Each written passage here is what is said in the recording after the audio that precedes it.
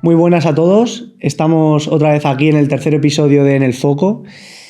Hoy quizá con una persona que también me hace mucha ilusión. Traigo a gente aquí al final que a mí también me apetezca pues, saber más de ellos, profundizar y sobre todo mi misión, cumplir la misión que tengo con este podcast, y es humanizar al deportista, humanizar al futbolista,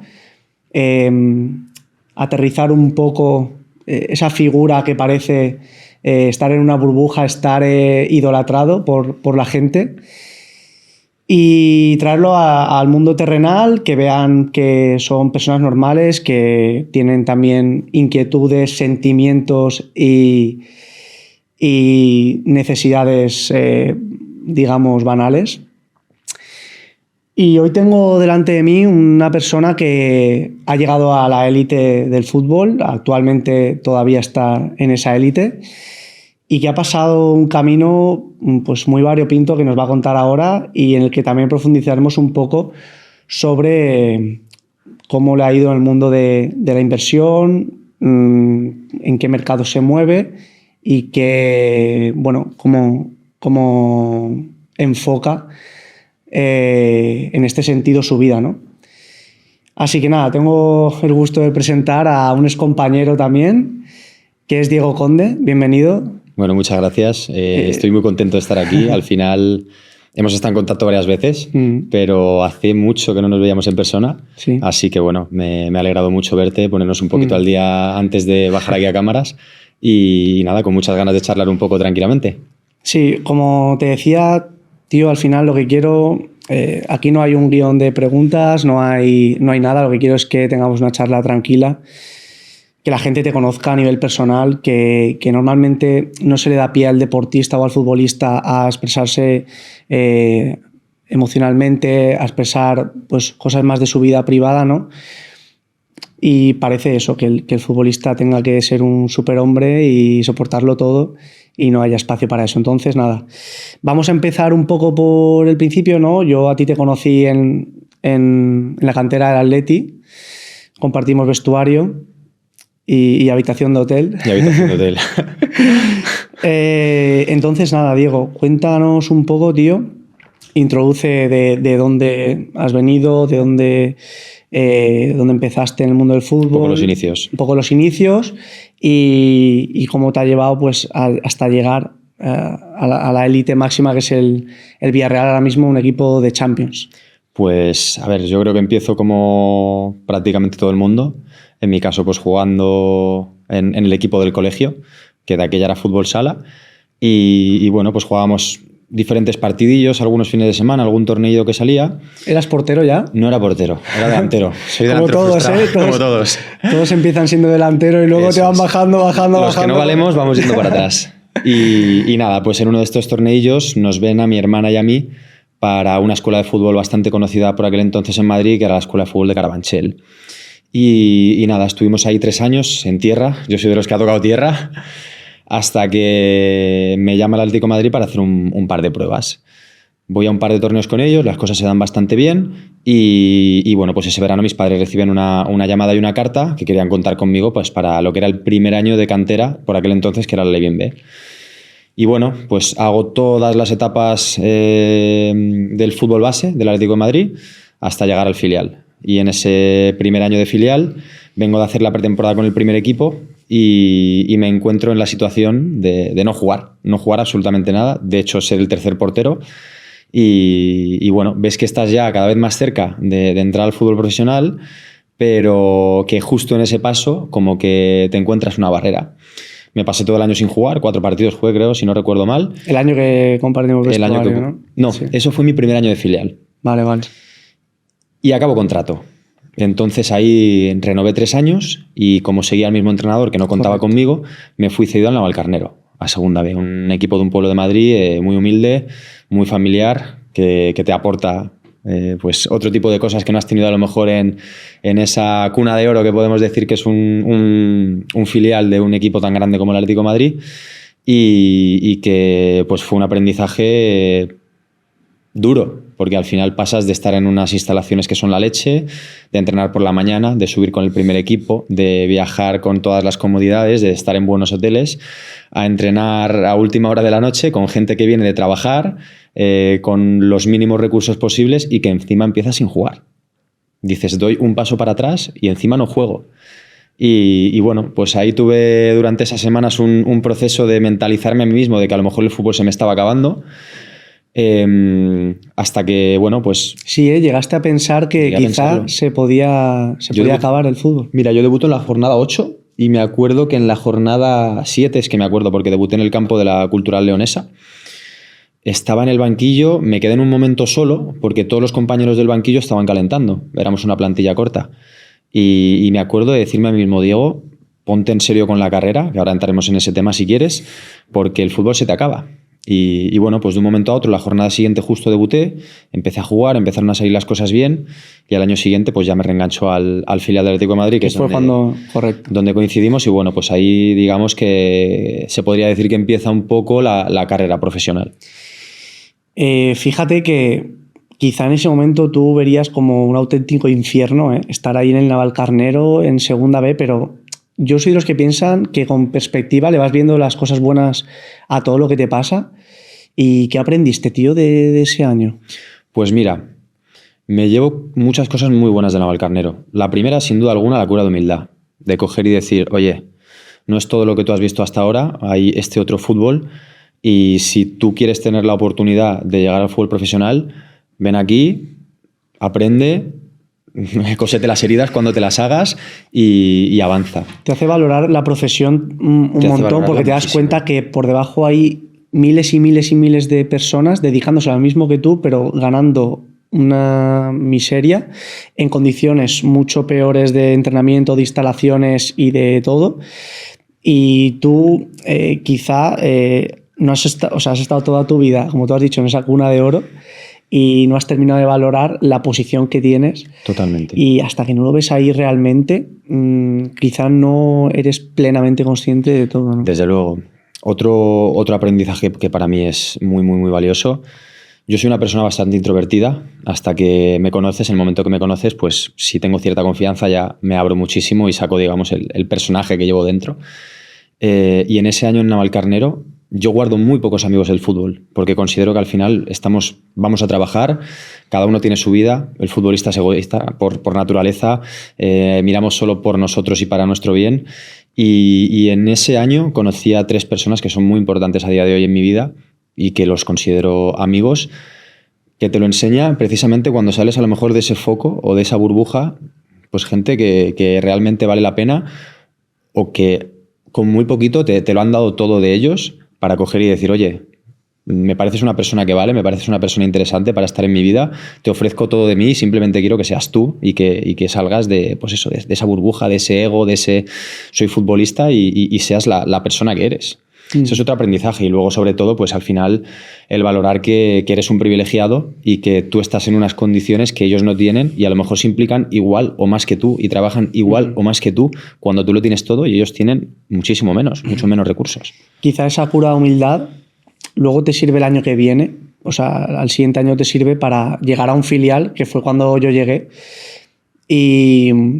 Y lo que yo voy a hablar un poco de ti, ¿vale? De lo que yo me encontré, ¿no? Yo me encontré un Diego, ¿vale? Muy humilde, muy, muy humilde. O sea, no era común encontrarte en ese equipo esa figura, ¿no? De humildad. Me acuerdo que además estábamos sentados también al lado en la taquilla y ese año pues compartimos muchas cosas juntos. Recuerdo un portero súper trabajador, preocupado por su situación a nivel deportivo, pero muy enfocado en el trabajo diario y sin alarmarse demasiado. Quizá gracias a esa cura humildad o ver de dónde has venido ese año, quizá estabas realmente centrado en poder llegar a darte cuenta de lo cerquita que estabas, ¿no? Y centrarte bien, de verdad. Y eso es el Diego que yo me encontré, tío. Entonces, tú cuéntanos un poco sobre ese año, lo que vives y vamos a ir hablando un poco sobre lo que pasó. Yo cuando voy al Navalcarnero, al final la exigencia, el nivel de trabajo y los recursos no tienen nada que ver con una cantera como el Atlético de Madrid. Entonces yo en ese año en Navalcarnero digo, o trabajo por mi cuenta o con esto no me llega. Si ya no me estaba llegando porque no jugaba en un equipo con la repercusión que tiene un filial como el de Atlético de Madrid, aquí menos todavía. Y ahí a lo mejor es cuando mi cabeza hizo clic y dijo, o haces algo más fuera o no te da. Perdona que te interrumpa, porque justo en el podcast, en los anteriores lo hemos comentado, que es que justo en el momento en el que peor te ves, es cuando reaccionas, es cuando haces clic, como tú has dicho, y cambia tu vida. Entonces, a veces vivir esos momentos malos, tío, son la clave para poder escalar en todo, ya sea el deporte, a nivel personal, a nivel que incluso a nivel emocional o personal puede ocurrirte una desgracia y a partir de ahí ir para arriba. Entonces, nada, sigue por ahí, que estoy totalmente de acuerdo. Macho. Mira, una de las personas que me encuentro yo en Navalcarnero es mi amigo Sergi, que juega ahora mismo en Sabadell en Primera Ref, y es que fue una de los principales actores de darme esa cura de humildad, de decirme, yo estoy aquí ganando 2 duros y tengo mi prepa, me cuido la alimentación, voy al fisio fuera de aquí porque los recursos que hay aquí son los que son. Y tú, chaval, que tienes todo lo que tienes, ¿no haces nada de esto? Y fue como, wow.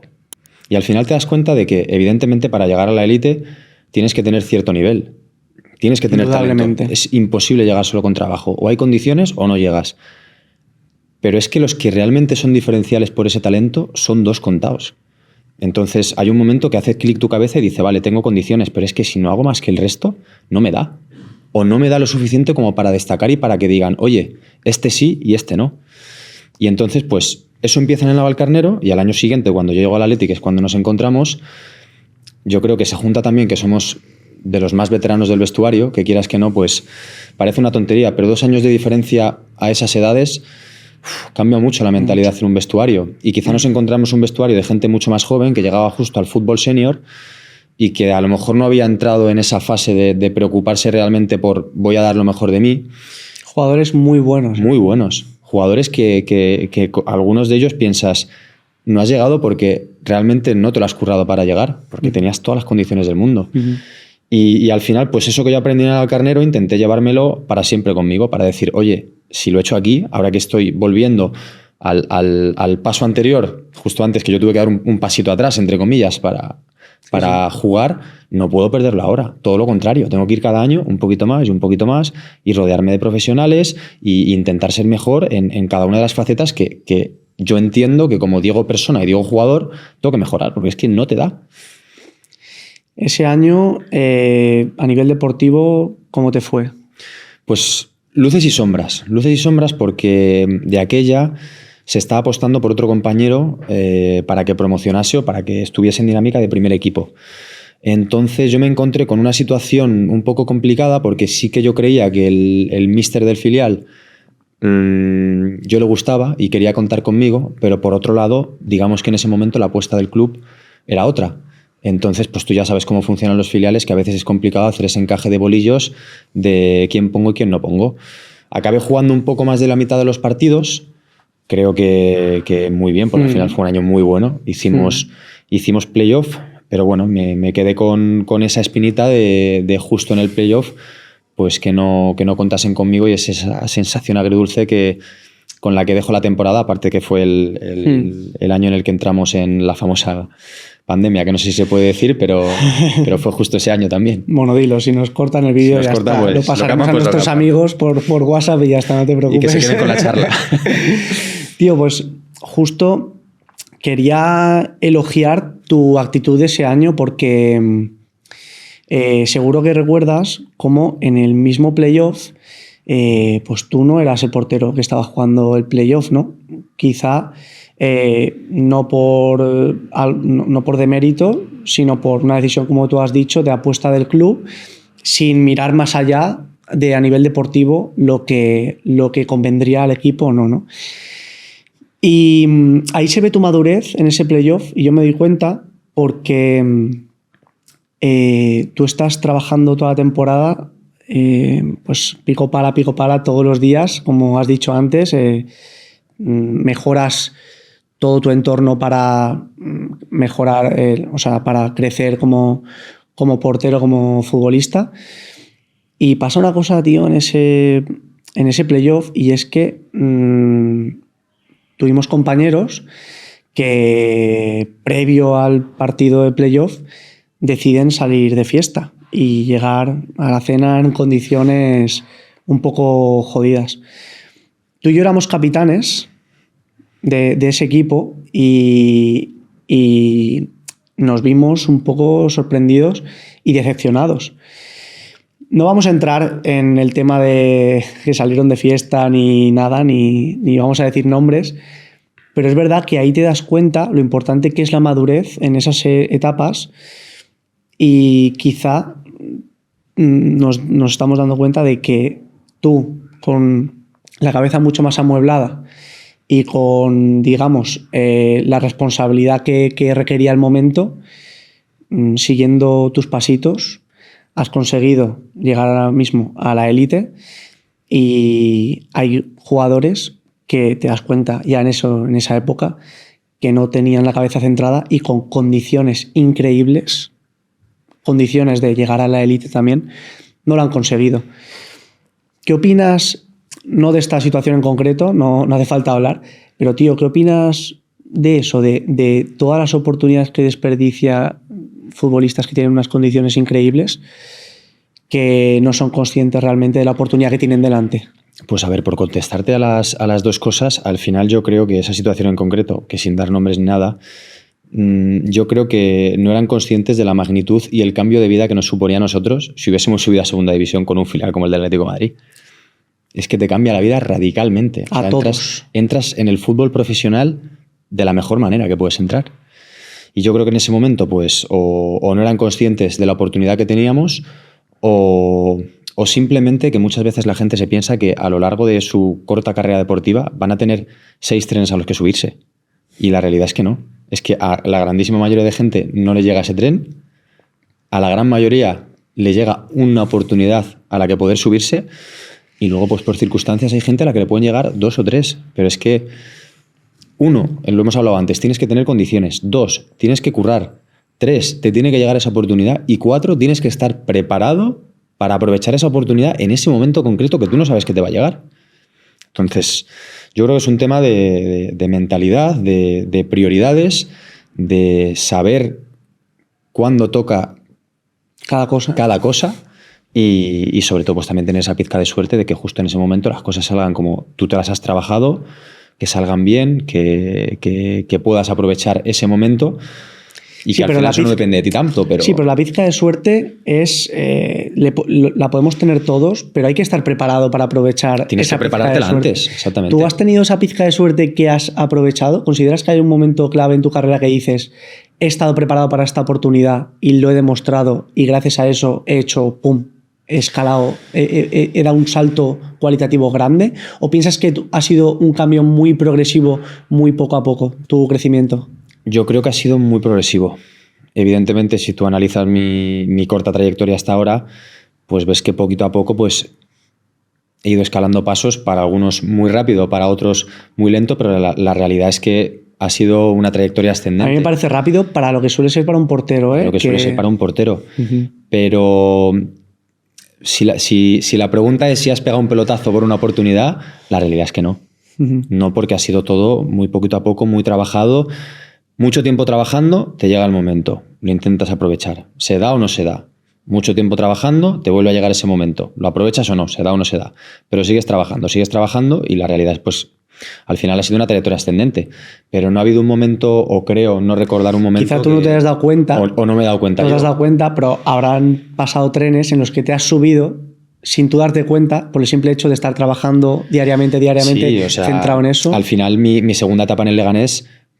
Mi golpe de suerte, entre comillas, no lo quiero llamar así, es vamos a hacer un repaso primero. Del Atleti pasas al Leganés, pero estás en dinámica... Fue una primera etapa. Yo llego al Leganés, un Leganés que recién baja de primera división. Y ya sabes que al final el objetivo de un club que baja es intentar hacer rebote, porque una vez te estabilizas en segunda división es muy complicado subir. Y se hizo un proyecto de equipo que la realidad es que no salió bien. No por calidad de los jugadores, para mí teníamos la mejor plantilla de la liga, sin duda. Pero al final la segunda división es una categoría muy complicada y muchas veces vale más tener buenos jugadores de la categoría que traerte a jugadores de primera división. Que conozcan quizá la categoría, ¿no? Exactamente, porque es un juego muy distinto el de segunda al de primera división. Es una liga muy larga, es una liga muy igualada, es una liga que el juego es bastante diferente y bueno, no se dieron las cosas. Yo aquel año juego nada más que 3 partidos porque se lesiona el compañero, el Pichu Cuellar, que era el teórico titular, sí, porque se quedó en el equipo. Jugué 3 partidos y luego se recuperó y continuó jugando él más o menos la mitad de temporada hasta que luego pues el míster decidió cambiar y puso al otro compañero así en riesgo. Ahí tuviste un tren, que aunque fueron 3 partidos, ahí tuviste un tren y seguramente te subirías, aunque luego, obviamente, siguiera el transcurso normal de... Mira, me dieron el premio al mejor jugador del mes con esos 3 partidos. Pues quizá ahí tenías pues, una oportunidad muy importante y que aprovechaste, aunque luego no te tocara seguir, pero oye, ya dejaste constancia de decir, estoy preparado, ¿sabes? Y eso da mucha confianza a un entrenador o a un club, ¿sabes? Una vez ya te han visto ahí rendir, ya es como, bueno, vale, seguimos con el plan A, pero tenemos un plan B increíble aquí y que igual hay que aprovechar. Sí, es complicado y lo decías tú antes porque la posición del portero es difícil. Ahí siempre se dice que el portero llega un poco más tarde, pero porque también cuesta mucho apostar por el portero joven. Uh-huh. Entonces es muy complicado hacerte hueco en el fútbol profesional, salvo que te llegue pues eso, esa oportunidad en la que dices eres o tú, pero es muy complicado ir haciéndose hueco poco a poco en una portería, en un equipo de cierto nivel. Y bueno, sí que considero que en ese momento aproveché la oportunidad que se me dio, no me sirvió para seguir jugando, pero por lo menos ya me demostré a mí mismo que valía para estar en segunda división y que tenía nivel para estar en segunda división. Uh-huh. Evidentemente a nadie le gusta dejar de jugar y para mí eso fue un jarro de agua fría tremendo. Pero ya has demostrado que puedes estar ahí. Y de ahí, de hecho, a la temporada siguiente pues me llega la oportunidad, curioso, ¿no? No juegas en segunda división y te llega la oportunidad de irte a un club de primera división. En este caso de tercer portero, que fui al Getafe, pero dices, joder, hay un momento de escasez de porteros jóvenes y con esto poquito, por haberlo hecho bien, te llega la oportunidad de subir a primera división y dices, leches, igual lo que yo pensaba que era un año nefasto, me ha servido para tocar la élite ya. Sí.